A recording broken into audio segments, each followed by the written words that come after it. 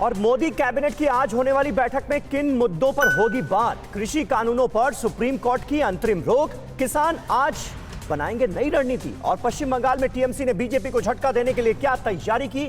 देश की अहम खबरों के लिए आप देख लेते हैं टॉप 9 राष्ट्र।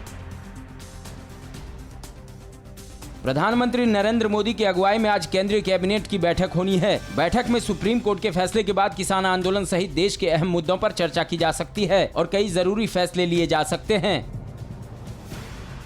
केंद्र सरकार के 3 कृषि कानूनों को लागू करने पर सुप्रीम कोर्ट ने फिलहाल के लिए रोक लगा दी है। कृषि कानूनों को चुनौती देती याचिकाओं पर फैसला सुनाते हुए कल सुप्रीम कोर्ट ने 4 सदस्यों की कमेटी बना दी है। कमेटी किसानों से बातचीत करेगी। अदालत ने कहा है कि कमेटी 10 दिन के भीतर पहली बैठक करे और 2 महीनों के भीतर अपनी सिफारिश पेश करे।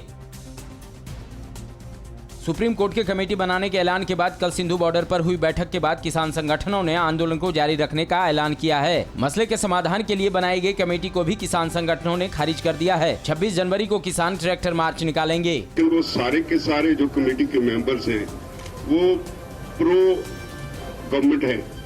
सारे वो लोग हैं जो अब तक सरकार के कानूनों को सही ठहराते रहे हैं।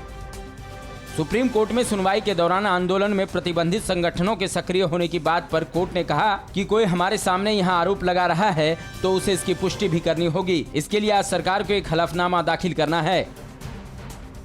गृह मंत्री अमित शाह से मुलाकात के बाद हरियाणा के मुख्यमंत्री मनोहर लाल ने कहा कि सुप्रीम कोर्ट ने तीनों कृषि कानूनों पर स्टे लगा दिया है, जिसके बाद ये उम्मीद की जा रही है कि किसान बंधु अपना आंदोलन समाप्त करेंगे और घर वापस जाएंगे। इसके अलावा 26 जनवरी को लेकर चर्चा हुई।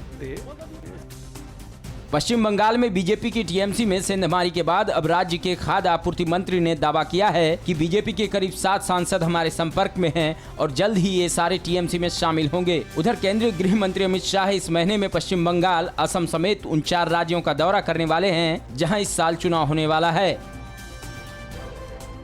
भारत में पहली बार गाय के गोबर से बना प्राकृतिक पेंट तैयार किया गया है। केंद्रीय मंत्री नितिन गडकरी ने पेंट की लॉन्चिंग के मौके पर कहा कि ये paint eco friendly, non toxic, antibacterial और वॉशेबल है। उन्होंने बताया कि पेंट के लिए कंपनियां किसानों से गाय के गोबर को 5 रुपए किलो खरीदेगी। विदेश मंत्री एस जयशंकर संयुक्त राष्ट्र सुरक्षा परिषद में अपने संबोधन में पाकिस्तान पर जमकर बरसे और कहा कि मुंबई हमले के गुनहगारों की पाकिस्तान 5 स्टार होटलों में खातिरदारी करता है। उन्होंने कहा आतंकवाद को कभी भी उचित नहीं ठहराया जा सकता और इसके खिलाफ लड़ाई में दोहरा मापदंड नहीं अपनाना चाहिए। देश में बर्ड फ्लू तेजी से फैल रहा है। अब तक 10 राज्यों में इसकी पुष्टि हो चुकी है। राजस्थान में कल 626 और पक्षी मरे पाए गए हैं। इसके साथ ही राजस्थान में बर्ड फ्लू से मरने वाले पक्षियों की संख्या 3947 हो गई है। प्रधानमंत्री मोदी ने सभी राज्यों से सावधान रहने को कहा है। अड़ी सोमवार से शुक्रवार शाम 6 बजे सिर्फ TV9 भारतवर्ष पर।